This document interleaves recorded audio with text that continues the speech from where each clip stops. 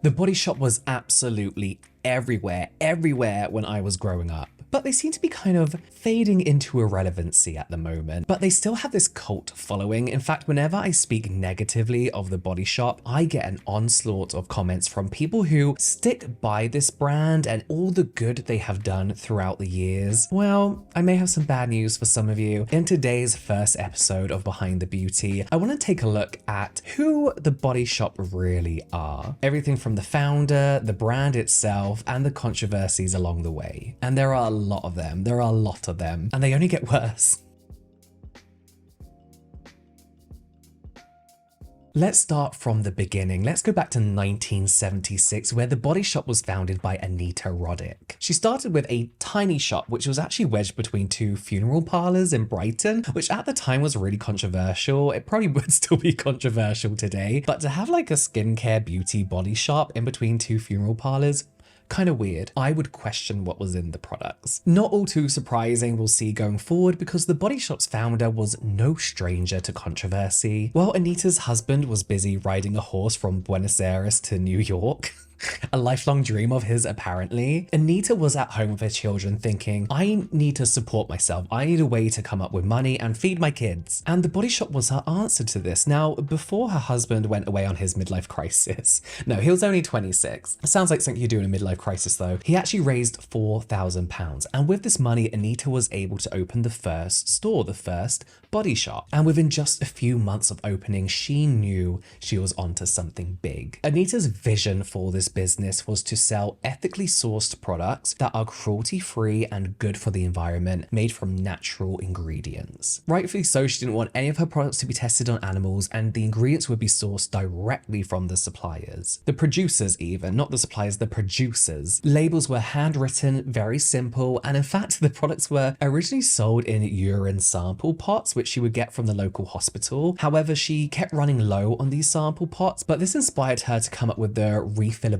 bottles policy, which became a really big popular selling point for customers. This would be, once you finish your product, you take it back, get a refill. Sometimes a discount with a refill. I don't actually offer that, but that's kind of the idea that people do today, including brands like Lush, who we'll talk about later. This will help create this environmentally friendly, ethical business that a lot of consumers resonated with. A lot of people loved this idea. The shop quickly grew in popularity, and before her husband had returned from his across the world donkey trip horse, and I can't remember, 11 months later, Anita had actually already sold half of the business to a local garage owner and opened a second store with that money. She knew what she was doing. She had big dreams. She was going for it. Anita identified this gap in the market for people who not only wanted to look good, but feel good, feel like they were doing good. The Body Shop was pioneering a brand of capitalism that claimed to put the public first ahead of private greed. Remember that. Remember this claim. Anita and her husband wanted to expand, seeing this gap in the market for environmentally friendly products, natural beauty products on a large scale. But they didn't have the money to do this. Obviously, they were still fairly new despite doing very, very well. This is when they started their franchising model. So their first franchisees were really close friends of theirs who believed in Anita's vision. They believed in their idea. They believed in their brand. But the concept soon took off and the business grew rapidly from there, rapidly. By 1984, after just 8 years of opening their first store, they had expanded into 138 stores internationally and decided they were going to make their company public, floating it on London's unlisted securities market in April of 1984 and later obtaining a full listing on the London Stock Exchange in 1986. I'm going to be looking at my notes a lot. There's a lot of dates, a lot of figures coming up. But Anita would carry on as the managing director. She didn't want to let go of her vision. She wanted to ensure that she had control over the company's direction and ethical focus. She wanted the heart of the Body Shop to remain within the company. She was actually even named Businesswoman of the Year in 1984, and her clever marketing, her confrontational personality, and her willingness to call out these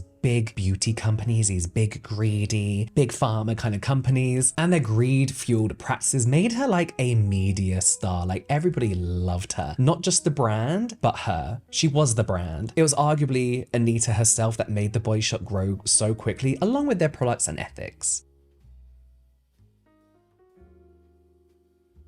Things were looking great, more than great for the Body Shop going into the mid to late 80s, but this is when the controversies would begin. It starts early. Like many clean, natural beauty brands today, The Body Shop had heavily marketed themselves as an all-natural, kind of like skincare body company who used only natural ingredients in their products. This was a huge part of its appeal to consumers at the time. However, the Consumers Association in the UK, which actually publishes Which?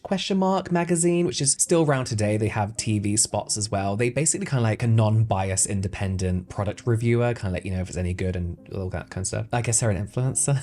They raised concerns about the company's product labeling and ingredient transparency. They claimed that The Body Shop was actually purposefully misleading their consumers because, yeah, they had some natural ingredients, but they also had a lot of synthetics, revealing that some of The Body Shop's products actually contain synthetic preservatives, in my opinion, as a product should do, right? And other artificial additives, which contradicted the brand's all-natural image. They also, not only that, but they came under fire from a variety of environmental groups and NGOs regarding their ethical sourcing claims and fair trade practices, with critics pointing out that there's some inconsistencies, there's a lack of transparency regarding how some of their ingredients are sourced. Not only that, but the conditions in which these materials were produced. Critics claim that although The Body Shop claimed to support fair trade and ethical sourcing, there's just no evidence of this. They're not able to supply any evidence, they can't confirm their claims. Now, despite these critics, The Body Shop continued to grow at an astonishing rate. Like, they were doing fine. Anita herself had become a celebrity in her own right. She built an image as like a troublemaker in the beauty space, a rebel who wasn't afraid to go up against these big companies and really fight for what she believed in and what was right. In 1988, she even received an OBE, which is a huge deal here in the UK, for services to retailing, the environment, and charity. Now, after all these little controversies, Anita was like, I need to do something. So she took her activism to the next level, and her husband actually founded the Body Shop Foundation in 1990. This was a non-profit which was described as an innovative global project working in the areas of human and civil rights and environmental and animal protection.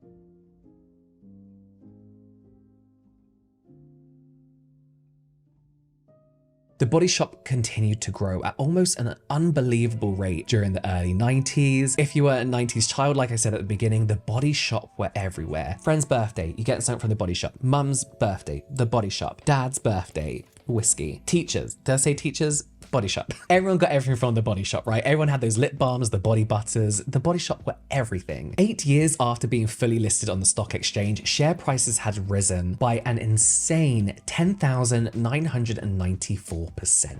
By 1994, earning them the nickname The Shares That Defy Gravity. Wicked, coming to cinema sometime this year. I'm going to see it. Now, part of their expansion brought them to America for the first time. However, they found growth in the US much harder than in the UK and the rest of Europe. There were far more competitors out in the US, like everything. There's so much more to choose from, so many more options. And one of their main competitors in the US was Bath & Body Works, owned by The Limited, which were arguably at the time some of the biggest brands in the world, Abercrombie & Fitch, Victoria's Secret. Everyone loved them, right? But Bath & Body Works weren't just a competitor. In fact, The Body Shop claimed that they were outright copying The Body Shop's branding. From the shop design to product descriptions to packaging, The Body Shop were like, you base your whole business on us, we're taking you to court. So in 1991, The Body Shop sued Bath & Body Works. This was settled out of court, with Bath & Body Works promising to change elements of their marketing and branding. So Bath & Body Works were a bit like, yeah, you know, you've inspired us, That wasn't their only struggle in America though, and actually this kind of led to their downfall. Being in America was probably one of the worst things they could have done. It was trying to break through in the States that finally forced The Body Shop to start paying for advertising. Now, this doesn't sound too crazy, but the company's founder, Anita, had refused previously to be part of any kind of advertising, to spend a single penny on advertising, ever since she opened her first shop in 1976. In fact, she referred to advertising as crass capitalism and stated that advertising beauty products is easy. All you have to do is revile your customer by creating a disease called getting older and then provide a remedy which does not work. She's not wrong though, is she? Like, that's advertising nowadays. You create an issue that doesn't exist. You tell people that they potentially might have that issue. You make a product product that solves that issue, then you sell that product to that consumer who doesn't yet have that issue, but wants it solved. And this was the first time that the public really kind of noticed that Anita Roddick, the Queen of Green, denouncer of capitalism and all-round moral compass, perhaps wasn't as tightly tied to her ethics and moral compass as people had originally thought. So not only were they upset by the Body Shop starting advertising, but they were like stunned. Like they were throwing up and crying when they saw that Anita had actually appeared in an advert for American Express in 1992. Something even the biggest lovers of the Body Shop and Anita's biggest fans were like, what the fuck are you doing? Why would somebody who was so aggressively anti-capitalism appear in a credit card advert? But this wasn't the last time that Anita was going to make people question her beliefs. Things have been going almost perfectly for the Body Shop up until now, with only those few minor critiques back in the day, but people didn't really pay attention to them. But the reversal of Anita's anti-advertising stance was the start of major issues for the Body Shop. It was only downhill from here. 1994 was a big year for the Body Shop, but not in a good way. It was a shit year, but it was a big year. Growth was slowing, profits were dropping like crazy, and the board of directors were trying to like calm down shareholders. They were like, no, everything's gonna be fine. It wasn't gonna be fine. People's perception of the Body Shop was beginning to waver, and more consumers were like, we're not sure we can trust this brand, the founder, their products. People were starting to question the validity of everything the Body Shop had claimed. In an attempt to kind of like claw back some of their credibility after the shaky couple of years prior, they launched their largest campaign against animal testing to date, which is great. Unfortunately, this didn't provide anywhere near enough good publicity to counteract what was about to happen. In September of 1994, the magazine Business Ethics published an investigative article entitled "Shattered Image: Is the Body Shop Too Good to Be True?" An expose of the company's practices. I actually cannot believe what is in this expose. It's shocking. It's shocking. And this is where I will say, when these people are in my comments saying how much they love the Body Shop, this is what I want you to take note of. This is what the Body Shop is built on, what I'm about to say. So the first thing to be exposed, the article reported that Anita had actually stolen the name, the shop design, the marketing, the product line ideas, the products themselves from the earlier American version of the Body Shop. It turns out that the Body Shop wasn't actually Anita's original idea at all. The Body Shop name was already being used by a company in California who had been in business since 1970, that's 6 years prior to the opening of Anita's first store. So when the Body Shop, the UK Body Shop, wanted to move into America, they had to contact the owners of the Californian Body Shop because they owned the copyright to the name in the US, and the UK Body Shop paid the US Body Shop $3.5 million for exclusive rights to the brand name. That was in 1987. However, they kept quiet about the true extent to which they ripped off their brand, but the owners of the Californian brand didn't want this long, drawn-out legal process. They got a very good payday, they took the money, changed the name of their brand, and carried on. Now, Anita consistently claimed that she had no idea of this store's existence at all. It was just a coincidence that this store in California had the exact same name. I mean, part of me does think it's not the most original name, but we find out she's lying. She even claimed actually in her book, Body and Soul, that the idea for the shop just popped into her head one day. However, this, along with a lot of things Anita is gonna say, wasn't true. Anita had actually visited California sometime between 1970 and 1971. She was visiting like a longtime friend of her husband and his girlfriend at the time. She was called Alma Dunstan. Now, Alma had actually confirmed that she had taken Anita to the original Body Shop in California. Not only that, but Anita left with handfuls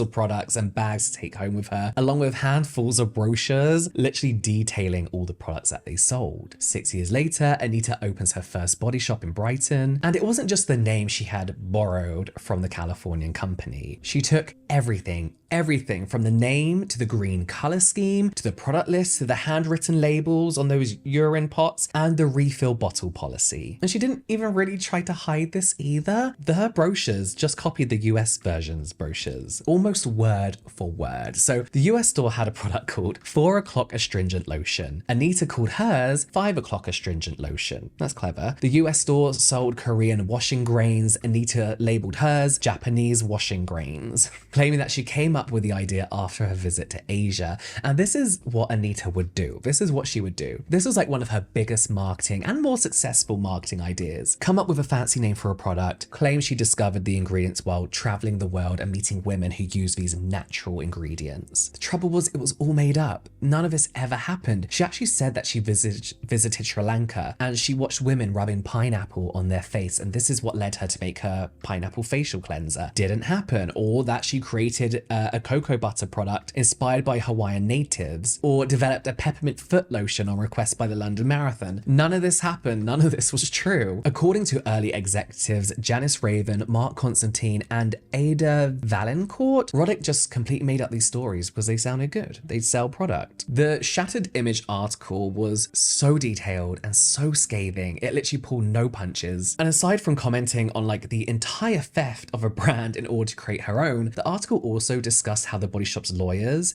threatened several publications with lawsuits. And that's because a lot of media outlets prior to the Shattered Image articles were threatening to expose the Body Shop. The former editor of International Management, Mark Johnson, even claimed that Anita's husband Gordon had personally threatened him when interviewed for a story about the real origins of the Body Shop. Johnson went on to describe the Body Shop as, and I quote, a gangsterish operation under cover of a kindly exterior. The article also discussed the false claims of the Body Shop's like all natural ingredients, claiming that the Body Shop actually only used tiny elements of natural ingredients in most of their products, and at such a small fraction that they were pretty much ineffective of their product claims. So Anita had like positioned the Body Shop as this amazing company that does all these things, all this good in the world, does all these things differently and tells the truth and is transparent, when really they're lying to their customers just as much, if not more, than their competitors, than these big companies, greedy companies who they're going against and often calling out. One of the most damaging claims in John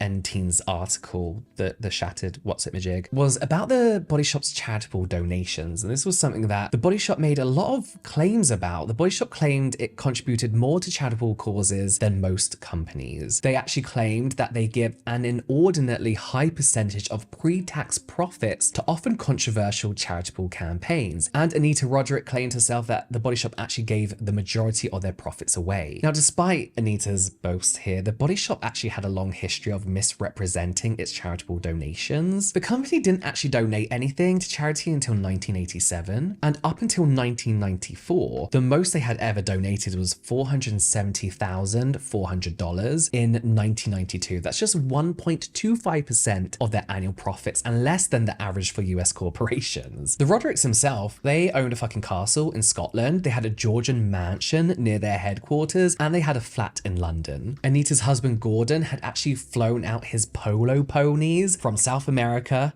to the UK to the US on rented private jets. Not very eco-friendly, fucking expensive. It doesn't seem like they were giving that much profit away. It seemed like a lot of profit went to the Roddicks, which is fine, I guess, because that's what companies do, but don't claim otherwise. The Body Shop, who were mortified by this article, severely embarrassed, they started putting their money where their mouth was finally, and significantly increased their charitable donations in 1995. For such an ethical company, you wouldn't expect them to have to be publicly shamed into doing what was right or what they said they were doing all along, this whole time. The original article written by John Enteen contains way too much information. It's so intense. I've only scratched the surface in this. I'll link the article from his website in the description box down below. It's called John Enteen's Shattered Image article. It's intense. There's also more about Anita Roddick's inspiration for the Body Shop and her questionable actions during the filming of the American Express advert mentioned earlier in an article linked in the description box called The Standard Queen of Green. I'm not finished. That sounds like I'm finished. I'm not. There's a lot more. And so now criticism of the Body Shop was out in the public for all to see, all their wrongdoings. But unlike the previous concerns, this article was finally garnering attention from their customers and some of their most loyal fans. After the article was released, their share price plummeted by 65%. From its height of £6.55 per share in 1992, it had dropped to just £2.29 by April 1995. This combined with their struggles to make any kind of profit or headway in the US, where in the US they were actually losing money. But people who really truly love this brand and their cruelty-free claims, their ethical claims, were still sticking with them until until what happens next. It's just downhill. Nothing gets good. Well, it kind of does.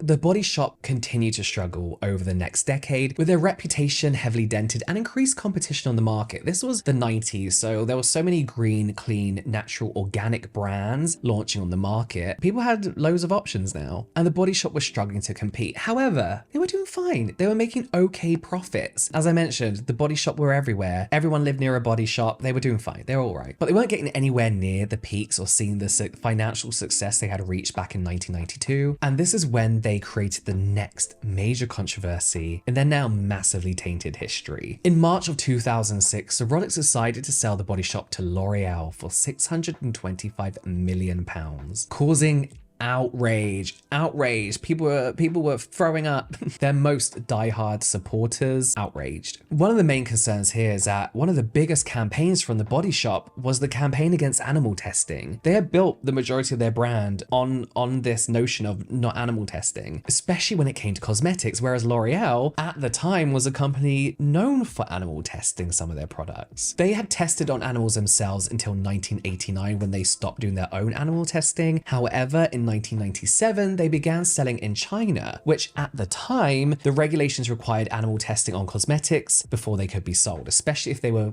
not from mainland China. So when questioned about this, because people are like, Anita, what the fuck are you doing? You hate animal testing. Why are you selling to a brand who do heavily animal testing? Anita Roddick was like, she stated that she could be like this Trojan horse. She could go into L'Oreal through the Body Shop and improve L'Oreal standards on animal testing and environmental issues. Like she would go in and she would change the face of L'Oreal. Given the amount of lies that she had already told, the Body Shop now weren't known for doing good, really. Not many people were buying this excuse at all. It didn't help that the Roddicks actually got about 130 million in the deal, with many people claiming that they had sold their principles and ethics to the highest bidder. Although they did try and offset some of that negativity by donating 30 million to their own foundation, the Body Shop Foundation, it wasn't enough for people. It wasn't enough. People started to boycott the Body Shop, actually started to boycott them. This boycott would last over a decade, because now they were linked to animal testing because they were linked to L'Oreal. Following this buyout, John Roon, director of Nature Watch, warned if you spend your money at the Body Shop, it could now go to animal testing. This was, of course, another very public blow to the Body Shop, their image and their cruelty-free credentials. Unfortunately, we never actually got to see whether Anita Roddick's claims of changing L'Oreal from the inside were true, because she actually passed away in September of 2007 after a major brain hemorrhage. You may have seen a lot about this in the news recently here in the UK, but she was one of tens of thousands of people in the UK who were given contaminated blood by the NHS between the early 1970s and early 1990s. She had received blood contaminated with hepatitis C after needing a blood transfusion back in 1971 after giving birth to her daughter. In a lot of ways, Anita was the Body Shop up until its sale in 2006, and unfortunately her legacy is unlikely to be what she had hoped it would be. To some, she was like a pioneer of social and environmental activism and a leader in moral capitalism. To others, she was a marketing genius who took the cosmetics world by storm. But to many, her legacy is simply being somebody who said what she had to say in order to sell a lot of product, but wasn't too worried about actually doing those things if she could get away with it, if she didn't get found out. She did. Although, to her credit, she did leave her personal fortune of 51 million entirely to charity upon her death, as she said she would, but for many, people didn't care. It might have been too little too late.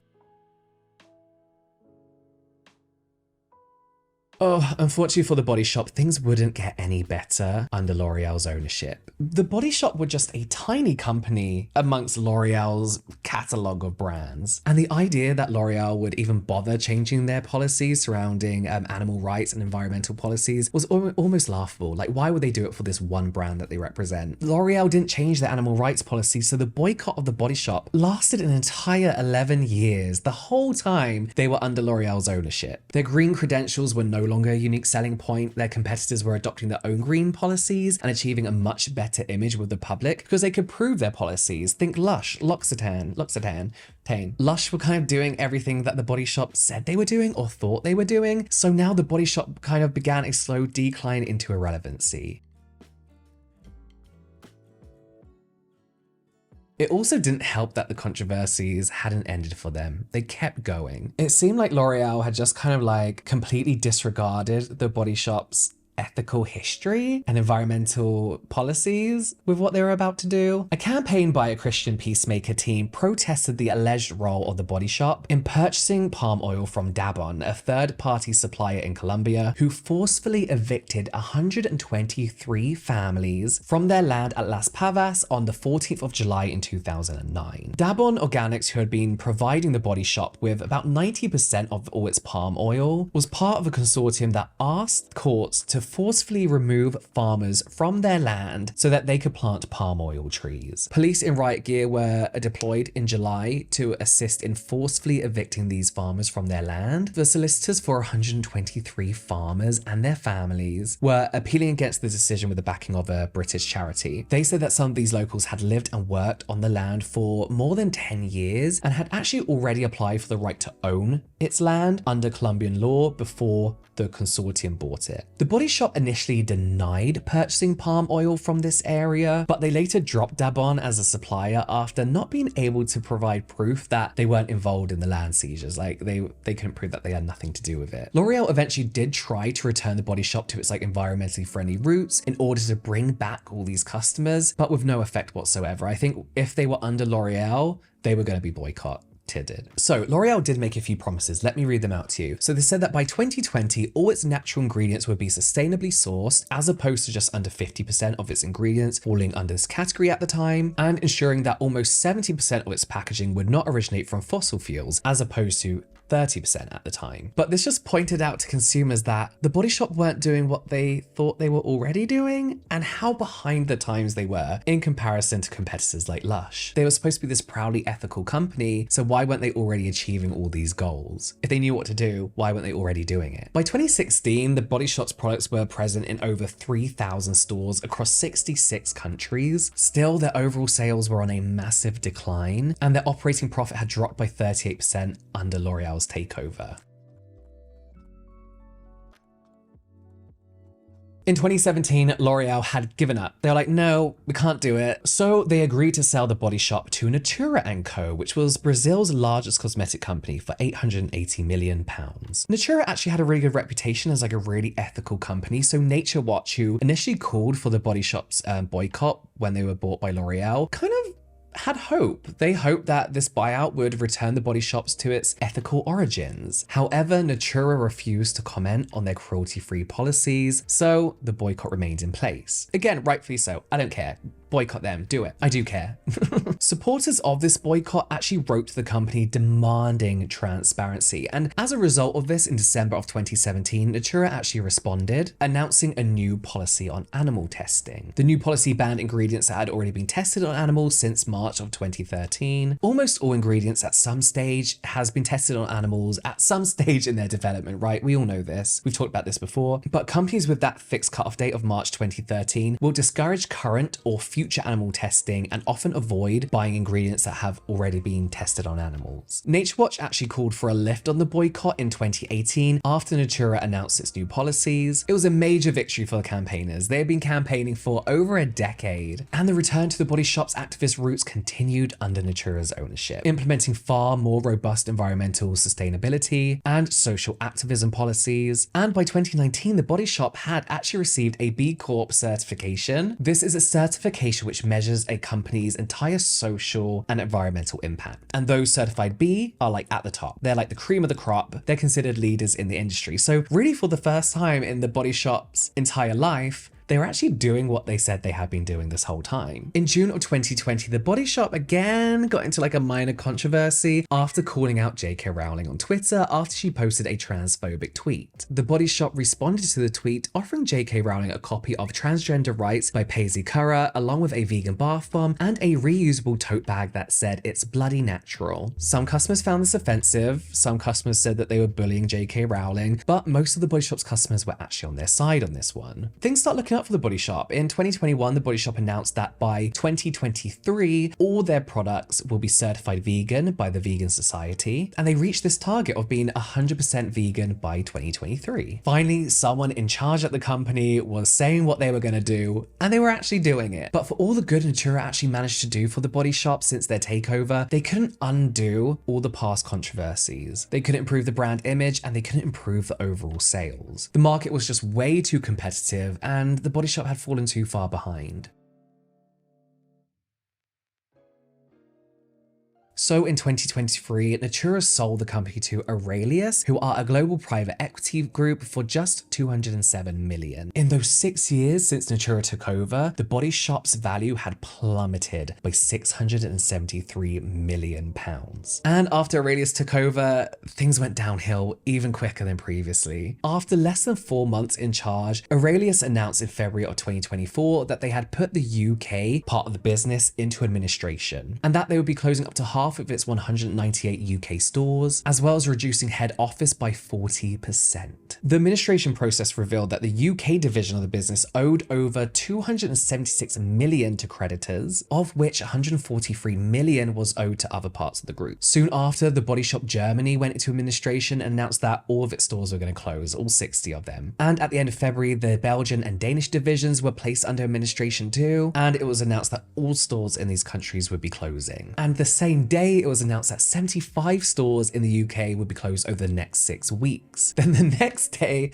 The Body Shop Canada filed for creditor protection and announced that they would cease online operations and close 33 of their locations. On the same day, The Body Shop USA closed all of its stores and ceased operations online. The Body Shop was rapidly falling apart. And even now, the company was more interested in their money than the morals. In March of 2024, The Body Shop admitted to breaking employment law by sacking hundreds of people without any notice. Administrators for the company made 270 head office staff redundant at the end of February, telling them over Microsoft Teams that they would no longer be paid beyond the end of the day, and the company would not provide them with any form of redundancy package. The sacked employees, some of them who had worked for the company for more than a decade, were instead told to claim unpaid wages and holiday pay from the taxpayer-funded redundancy payment service. Some of the employees who were on the Teams call described this sacking as brutal. They said it affected people financially and mentally, with one stating that they had been left on the verge of losing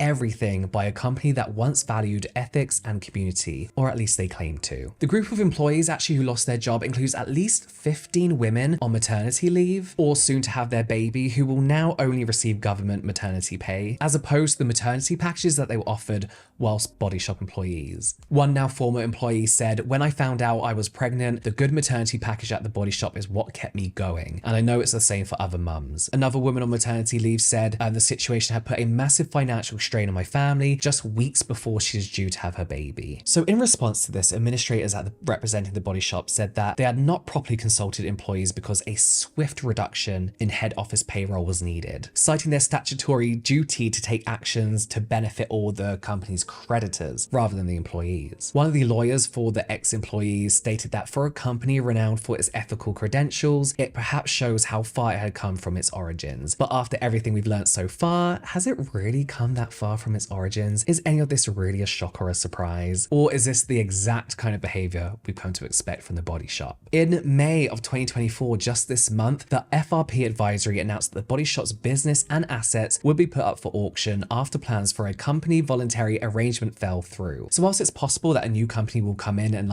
save the day for the Body Shop and build back up the business slowly, it seems that this might be the end for the Body Shop. Built on this cleverly cultivated image by their charismatic founder, an image based mostly on misleading their customers, their many controversies and real ethics have finally caught up with the Body Shop. No longer trusted as this ethical pioneer that they once claimed to be, they have fallen into irrelevance as their competitors actually started to do what the Body Shop once claimed it did. In the end, the history of the Body Shop is perhaps best summed up by founder Anita Roddick herself. In her book Body and Soul, she opened by saying, "I hate the beauty business. It lies, it cheats, it exploits women." Replace the beauty business with Body Shop and you've pretty much got the idea.